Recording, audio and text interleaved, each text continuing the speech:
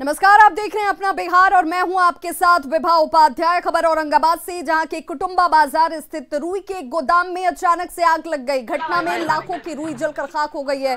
तस्वीरें देखिए और आग की भयावहता से नुकसान का अंदाजा लगाया जा सकता है। हालांकि ग्रामीणों ने इसकी सूचना अग्निशमन विभाग को दी थी, मगर दमकल की गाड़ियों के पहुंचने से पहले ही सब कुछ जलकर खाक हो चुका था। तस्वीरें आपके सामने हैं गोदाम रुई की, जिस वजह से आग बेहद तेजी से फैलती चली गई और लाखों की रुई जलकर खाक हो गई है। और सहयोगी संजय सिन्हा हमारे साथ इस वक्त औरंगाबाद से फोन लाइन पर जुड़ गए हैं। संजय, क्या ये माना जाए किस वजह से ये आग लगी, कोई जानकारी इस वक्त सामने? आग लगने की वजहों का खुलासा अभी तक नहीं हो सका है, लेकिन जब देखा गया कि आसपास के लोगों ने जब देखा कि गोदाम से धुआं उठ रहा है और आग की लपट निकल रही है, उसके बाद ये गोदाम मालिक को इसकी सूचना दी गई, जिसके बाद लोगों ने अपने प्रयास से आग बुझाने की कोशिश की पहले तो, उसके बाद दमकल को भी सूचित किया गया। दमकल की 2 गाड़ियां वहां पहुंची, तब जाकर आग पर काबू पाया जा सका। हालांकि घटना की वजह गाड़ियों को आने में आखिर वक्त क्यों लग गया? अभी इस बात का तो अभी चूंकि सारे दमकल कर्मी अपने आग बुझाने के काम में व्यस्त थे, इस वजह से इस बात की जानकारी उनसे नहीं ली गई, ये पूछा नहीं गया। लेकिन हाँ, दमकल की गाड़ी पहुंचने में देर हुई, जिसकी वजह से आग पर काबू नहीं पाया जा सका। चलिए, बहुत बहुत शुक्रिया तमाम जानकारी के लिए आपका। और बुलेटिन में बात कोरोना जांच में फर्जीवाड़े के आरोप में फंसे पदाधिकारियों पर तेज सियासत की।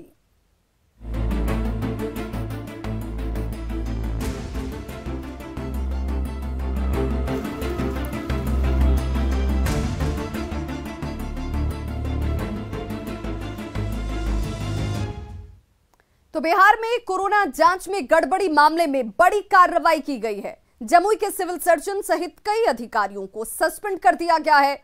अब इस मुद्दे पर सियासत भी तेज हो गई है।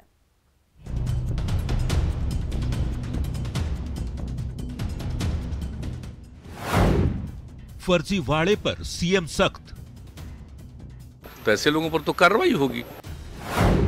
कई अधिकारियों पर गिरी गाज।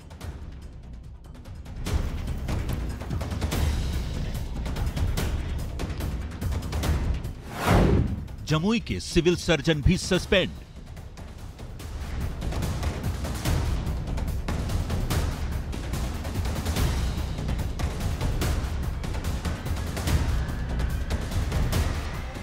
कोरोना जांच के दौरान बड़ा फर्जीवाड़ा सामने आया है। कोरोना टेस्ट रिपोर्ट के फर्जी आंकड़े जारी किए गए। पटना, शेखपुरा और जमुई में डेटा प्रोटोकॉल के लिए फर्जी नाम, उम्र और मोबाइल नंबर की एंट्री कर रिपोर्ट तैयार कर दी गई।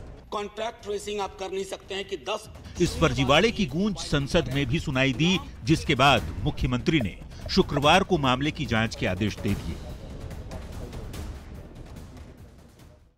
जांच नहीं किया और उसके बारे में लिख दिया कि जांच की है, तो ये तो गलत बात होगी ना। तो ऐसे लोगों पर तो कार्रवाई होगी, लेकिन ये पूरी की पूरी जांच कर रहे हैं। जांच के नाम पर किए गए फर्जीवाड़े पर सीएम की सख्ती के बाद जिला प्रशासन भी सख्त हो गया। जमुई के डीएम ने जांच कराकर 24 घंटे के अंदर कार्रवाई शुरू कर दी। डीएम ने civil surgeon doctor Vijendra Satyarthi को सस्पेंड कर दिया। इसके साथ ही जिला कार्यक्रम पदाधिकारी सुधांशु लाल और प्रतिरक्षण पदाधिकारी पर भी कार्रवाई की गई। बरहट और सिकंदरा के प्रभारियों सहित कई और लोगों पर भी गाज गिरी है। इसके लिए जो भी पदाधिकारी और कर्मी दोषी हैं, उनके विरुद्ध आवश्यक कार्रवाई की जा रही है, कठोर कार्रवाई की जा रही है।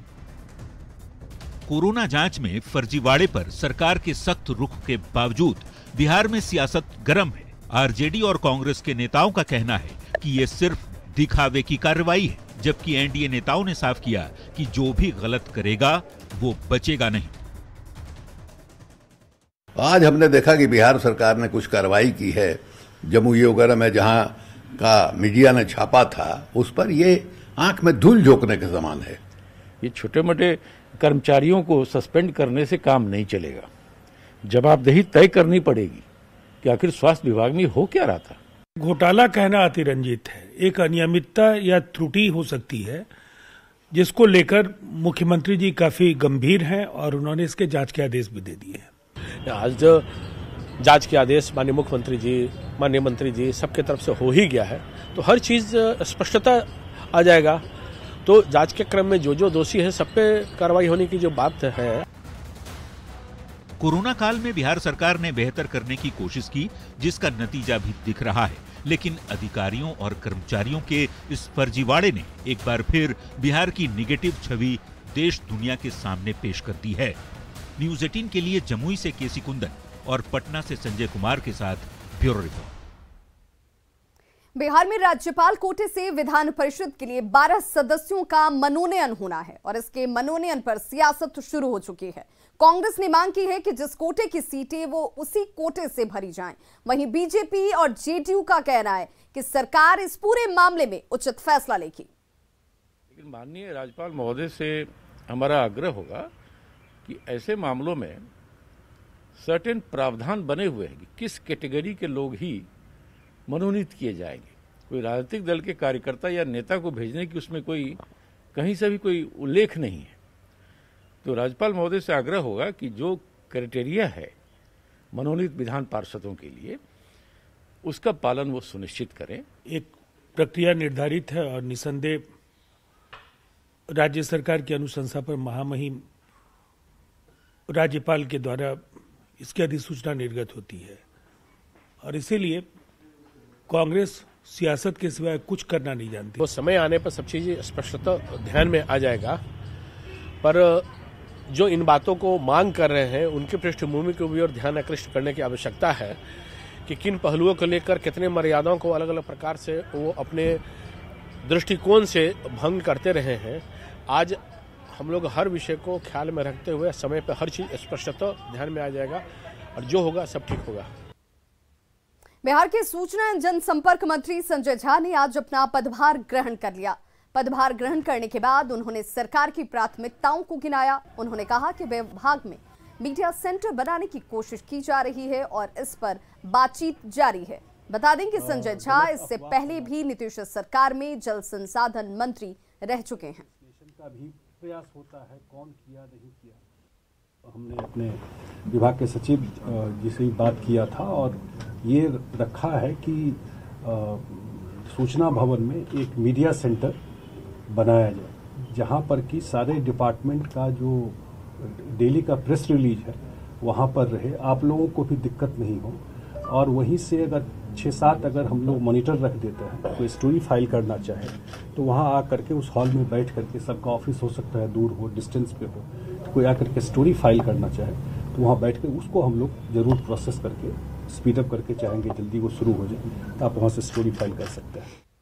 मधुबनी में खजौली विधानसभा सीट से बीजेपी विधायक अरुण शंकर प्रसाद को फोन पर जान से मारने की धमकी दी गई है। विधायक ने इस मामले में बासुपट्टी थाने में प्राथमिकी दर्ज कराई है। बीजेपी विधायक अरुण शंकर प्रसाद के मुताबिक उनके फोन पर शुक्रवार देर शाम एक कॉल आया। ट्रू कॉलर में प्रदीप राय मिस्त्री नाम से शो कर रहा था। जब उन्होंने फोन उठाया तो उनसे अपनी मां के इलाज के बारे में बातचीत की जाती है और फिर इलाज के खर्च के बहाने रंगदारी की मांग की जाने लगी। विधायक का कहना है कि उन्होंने उसे समझाते हुए फोन कॉल काट दिया, लेकिन दोबारा शख्स की तरफ से फोन की जाती है। गाली गलौज करने के साथ ही गोली मारने की धमकी तक दी गई। फिलहाल विधायक ने बासुपट्टी थाने में केस दर्ज कराया है और बताया जा रहा है कि फोन चंडीगढ़ से आया था और करने वाला शख्स बासुपट्टी थाने के बीरपुर गांव का निवासी है। फिलहाल पुलिस इस पूरे मामले की तहकीकात में जुट गई है।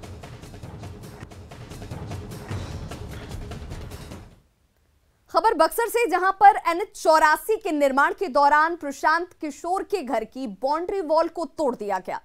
कल हुई कार्रवाई के बाद प्रशांत किशोर की ओर से कोई प्रतिक्रिया अब तक नहीं आई है और बताया जा रहा है कि प्रशांत किशोर की सरकार ने जो जमीन ली है उसका मुआवजा अभी तक उनके परिवार ने नहीं लिया।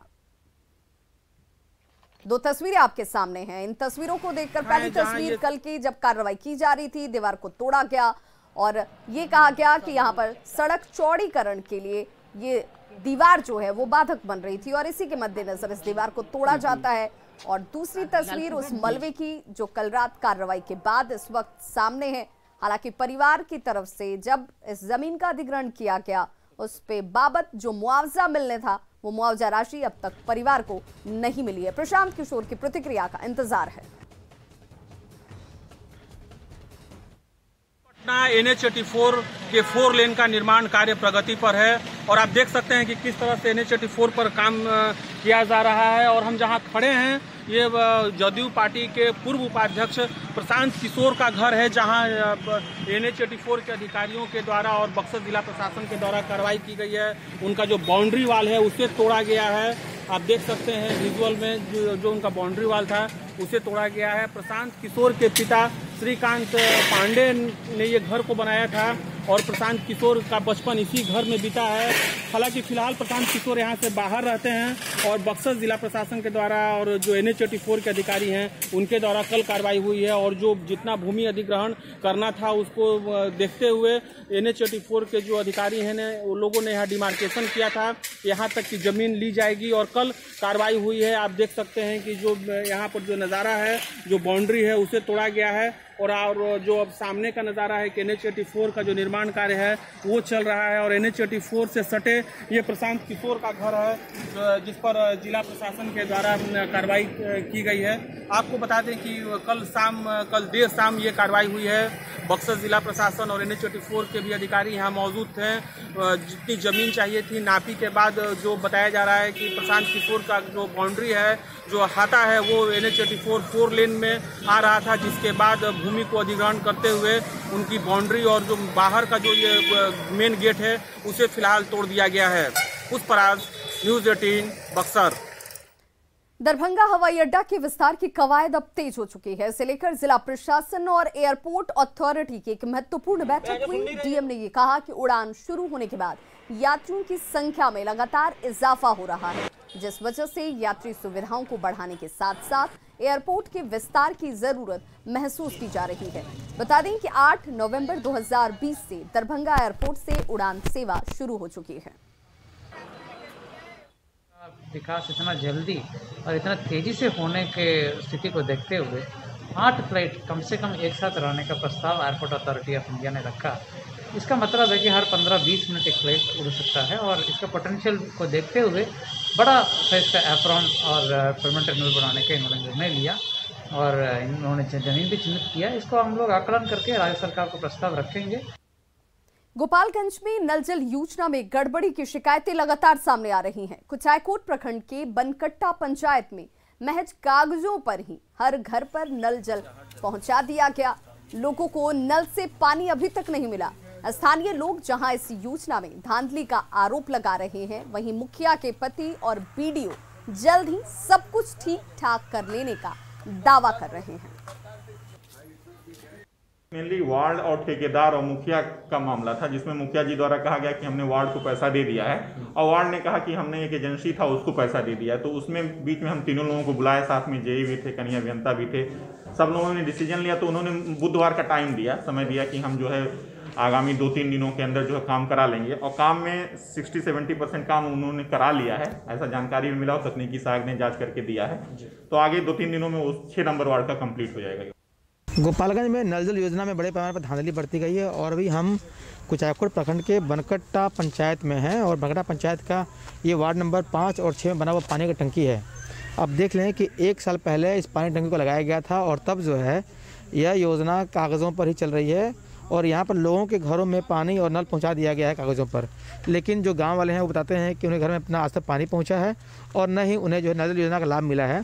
कुछ यहाँ पर लोग मौजूद हैं, उनसे बात करने की कोशिश करते हैं, जाने का प्रयास करते हैं। पानी टंकी कब बना था और पानी आ रहा कि नहीं आ रहा नल में आप लोगों को? ये लॉकडाउन के पहले लगभग 3-4 महीने पहले काम इसका शुरू हुआ था और ये काम कार्यरत लगभग कंटिन्यू चला लॉकडाउन तक। फिर जब पहला लॉकडाउन हुआ तब ये इसका काम रुक गया, लेकिन जब अनलॉक फर्स्ट हुआ तो उस समय इसका काम थोड़ा सा काम चला, उसके बाद से इसके काम ठप कर दिया गया।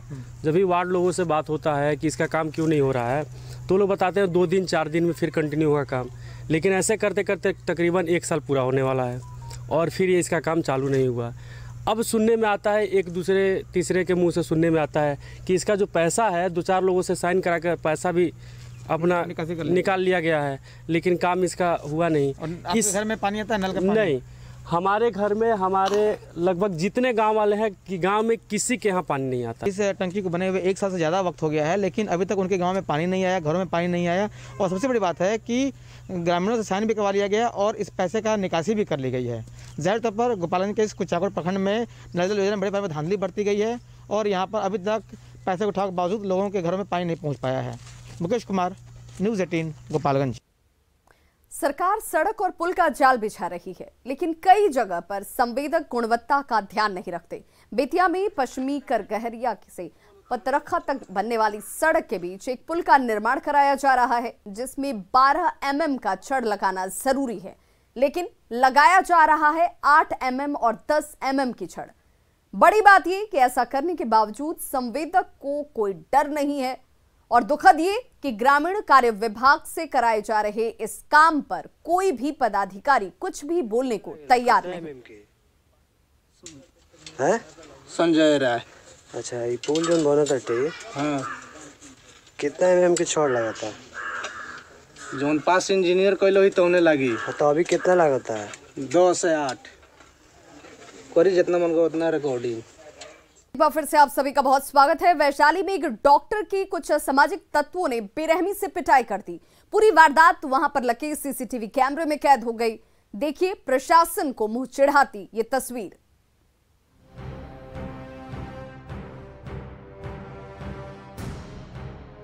बीच सड़क पर पिट रहा ये शख्स वैशाली के लालगंज रेफरल अस्पताल के चिकित्सक हैं। आयुष विभाग में तैनात डॉक्टर जयराम नाम है इनका। आखिर लोग क्यों इनकी पिटाई कर रहे हैं तो जान लीजिए। दरअसल हादसे में शिकार एक मरीज के साथ कुछ उपद्रवी तत्व भी अस्पताल पहुंच गए थे और वहां ड्यूटी पर तैनात डॉक्टर जयराम को बेहतर इलाज करने की धमकी देकर उन्हें पीटने लगे। अस्पताल से घसीट कर बाहर ले आए और वहां पर बेरहमी से इस डॉक्टर को पीटा गया। पूरी वारदात अस्पताल में लगे सीसीटीवी कैमरे में कैद हो गई। पुर्जा काट के जो है उसको जो दवा वगैरह भी दिलवा दिया था हमें, ठीक है। उसके बाद जो है उसके घर से 4-5 लड़के आए, वो कहने लगे कि अगर मेरा भाई को कुछ हो जाएगा, अब चलिए वहाँ से देखिए मेरे भाई को अगर कुछ हो जाएगा तो ये मैं ले गया हमको। फिर गेट के एंट्री पास में कोरोना का एक पेशेंट देख रहा था, उसका जाँच करवा रहा था, पुर्जा ले गया और हॉस्पिटल के गेट के एंट्री करते ही मतलब मेन दरवाजा के इमरजेंसी के एंट्री करते ही हमको 3-4 लड़के हाथ लाते मुक्के जो है मारने लगे। उसके बाद मैं मारते मारते हम वहाँ से बाहर भागे तो फिर डंडा गार्ड का डंडा छीन के मारते मारते गार्ड का डंडा भी तोड़ दिया। फिर उसके बाद हम चाहे कि निकल जाए, लोग जो है नशा में हैं और भी कुछ कर सकते हैं हमारे साथ। नशा किए हुए थे। हाँ, नशा किए हुए था सब लोग। तस्वीरों में साफ दिखाई पड़ रहा है कि उपद्रवी तत्वों ने किस तरह डॉक्टर के साथ मारपीट और हंगामा किया। वो हंगामे के बाद घायल मरीज को अपने साथ लेकर वे लोग फरार भी हो गए। वारदात की सूचना मिलते ही लालगंज की पुलिस दल बल के साथ मौके पर पहुंची, लेकिन इससे पहले सभी आरोपी मौके से फरार हो चुके थे। पुलिस ने मामले की तहकीकात कर आरोपियों के खिलाफ कार्रवाई की बात कही है, लेकिन ऐसी तस्वीरें प्रदेश की गिरती कानून व्यवस्था को ही बयां कर रही है।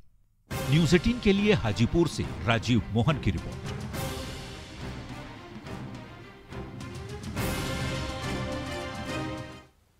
खबर गया से, जहां पर युवक की पीट कर हत्या करने के मामले में राष्ट्रीय अनुसूचित जाति आयोग के सदस्य गया पहुंचे हुए हैं। सदस्यों ने पीड़ित परिजनों से मुलाकात की और घटनास्थल पर जाकर स्थल का मुआयना भी किया। राष्ट्रीय अनुसूचित जाति आयोग के सदस्य डॉक्टर योगेंद्र पासवान ने दोषियों को कड़ी से कड़ी सजा दिए जाने की बात कही। उन्होंने जिले के एसएसपी आदित्य कुमार और एसपी राकेश कुमार को सर्किट हाउस में बुलाकर दोषियों पर स्पीडी ट्रायल चलाकर सजा देने की बात कही। इस मामले में अब तक 4 लोगों की गिरफ्तारी हुई है और 10 लोगों पर एफआईआर दर्ज। मानवता को शर्मसार करने वाला और हैवानियत पूर्ण ढंग से जिस तरह से अनुसूचित जाति के 19 वर्षीय व्यक्ति को पीट करके हत्या कर दी गई, यह काफ़ी घोर निंदनीय है। और इसमें जितना कठोर से कठोर सजा उनको मिलना चाहिए अपराधियों को, मैंने इन लोगों से कहा है कि इस मामले का स्पीडी ट्रायल करवा करके दोषियों को कठोर से कठोर सजा दिलाया जाए। बेगूसराय के चौराही के नरवरिया चौर में पेड़ से युवक का लटकता हुआ शव बरामद किया गया। शव की शिनाख्त चौराही थाने के सावत निवासी रंजीत साहू के रूप में की गई है। स्थानीय लोगों ने हत्या की आशंका जाहिर की। सूचना मिलने के बाद पहुंची पुलिस शव को कब्जे में लेकर मामले की जांच कर रही है। रंजीत साहू के परिजनों का आरोप है कि उसकी मानसिक स्थिति ठीक नहीं थी और फिलहाल हर बिंदु पर जांच जारी है।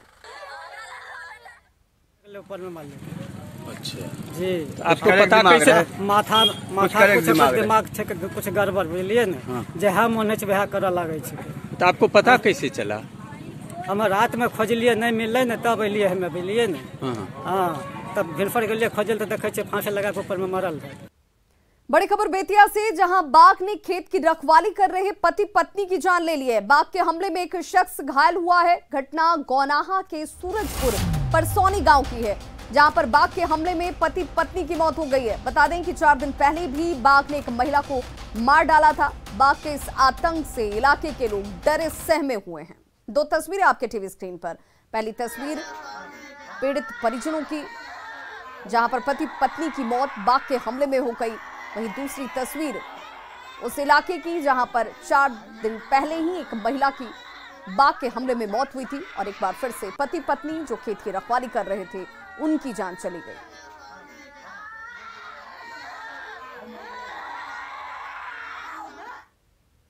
कटिहार के कोढ़ा प्रखंड के विनोदपुर पंचायत में 2012 में ही स्वास्थ्य केंद्र का निर्माण किया गया, लेकिन 8 साल बाद भी इस हेल्थ एंड वेलनेस सेंटर का उद्घाटन नहीं हो पाया और इस वजह से यहां इलाज शुरू नहीं हो रहा और ग्रामीण बेहद परेशान हैं। ग्रामीणों की परेशानी जानने की कोशिश की न्यूज़ 18 संवाददाता सुब्रत गुहा ने। देश के बजट में इस बार स्वास्थ्य सेवा को बेहतर करने के लिए वेलनेस सेंटर को बढ़ावा देने की बात कही गई है, लेकिन कटिहार कोढ़ा के ये विनोदपुर पंचायत स्थित हेल्थ वेलनेस सेंटर का स्थिति आप देख सकते हैं। ये भवन लगभग 2012 में बना है और लगभग 70 लाख से ये भवन बनाया गया था, लेकिन 2012 के बाद से अब तक एक दिन के लिए इसका ताला नहीं खुला है और इसके सबसे बड़ी बात यह है कि इस पर 2 बार मेंटेनेंस के नाम पर भी खर्च हो चुका है। यह अपने आप में एक चौंकाने वाला तथ्य है कि जब काम हुआ ही नहीं तो मेंटेनेंस किस बात की है। इसे लेकर यहाँ के लोग मौजूद हैं और ये यहाँ के लोग क्या कहते हैं, क्या होना चाहिए था और क्या हुआ है, आइए बात करते हैं। ये हमारे यहाँ 2011-12 से ही बन करके हेल्थ ये जो हॉस्पिटल है बन करके तैयार है और हमने आगामी लोकसभा इलेक्शन के पहले हमारे यहाँ स्थानीय सांसद संतोष कुशवाहा जी आए हुए थे। उन्होंने वादा किया था कि चुनाव जैसे खत्म होगा मैं 21 दिन के अंदर विनोदपुर आऊँगा और यह हेल्थ सेंटर को मैं चालू करूँगा। हमारे स्वास्थ्य मंत्री मंगल पांडे जी से उन्होंने टेलीफोन पर उस दिन भी बात किया था, तो बोला कि चुनाव के बाद ये चालू होगा। लोकसभा चुनाव भी हो गए, विधानसभा चुनाव भी हो गए, आज तक संतोष कुशवाहा जी इस पर सोए हुए हैं। उम्मीद है सर जल्द से जल्द चालू हो, आदमी को सुविधा मिले, परेशानी सबका दूर हो। यहाँ से सर कटिहार दूर है, पूर्णिया दूर है, आदमी सर डॉक्टरी के लिए मरता है। बनने से तो हम लोग देख चुके हैं, लेकिन डॉक्टर साहब का हम लोग अभी तक देखे नहीं है। हाँ, डॉक्टर साहब का इंतजार है। अगर सरकार से यह निवेदन है कि अगर जो नया बजट में कहा गया है कि अब जो है इसका बहुत सुचारू रूप से सब चीज़ किया जाएगा, तो उस हमको विश्वास है कि सरकार के अधीन में इसको अगर चालू कर दिया जाए तो 10,000 से प्लस की आबादी को आसानी होगा। यहाँ 8 साल से बंद पड़े ये ताला अब खुलेगा और लोगों को स्वास्थ्य लाभ मिलेगा। सुब्रत, न्यूज़ 18 कटिहार।